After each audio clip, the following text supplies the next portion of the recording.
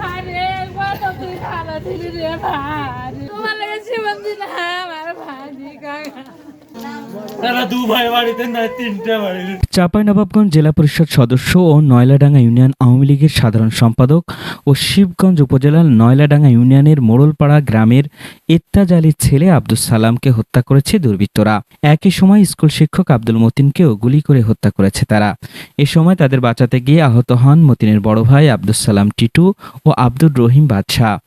বুঝে না রে ভাই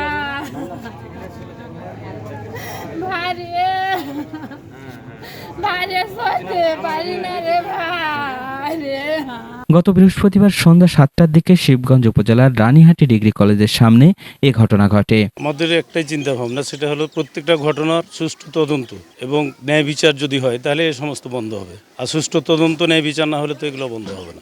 স্থানীয় পুলিশ সূত্রে জানা গেছে, রানীহাটি কলেজের সামনে থাকা আশ্রয়ণ প্রকল্পের কাছে বসেছিলেন আব্দুস সালাম সহ তার সঙ্গীরা।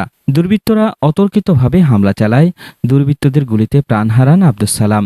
এ সময় গুলিবিদ্ধ অবস্থায় মতিন আলীকে স্থানীয়রা উদ্ধার করে হাসপাতালে ভর্তি করেন। কি জানে না, এটা ধামাচাপা দেওয়া হয়েছে। মার্ডারটা হয়ে যেত ধামাচাপা দিচ্ছে আপনার প্রশাসন বা প্রশাসনের কর্মকর্তা সবাই জানে, কিন্তু এটা পদক্ষেপ নিলে এই সাধারণ মানুষের ক্ষতিটা হয় না। আজ মাস্টার ধরেন, মাস্টার তো সহকারী শিক্ষক, সে তো রাজনীতি করে না, তাহলে সে আজ যে মৃত্যুটা হলো, হত্যাকাণ্ডটা, তাহলে তার কি?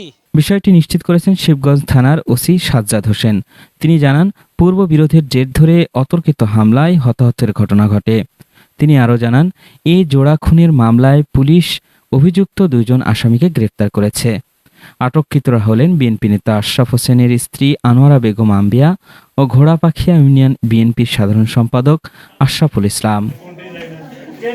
আজকে রাত 9টার দিকে অতিরিক্ত রক্তক্ষরণ নিয়ে একটা রোগী এসেছিল।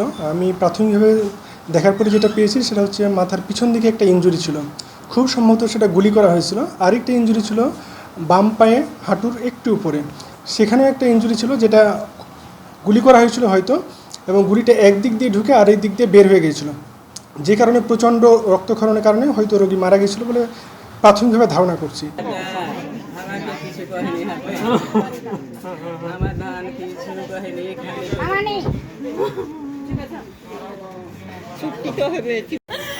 ভাই রে ও ভাই রে আর বাইরের কাছে দিয়ে এসেছি।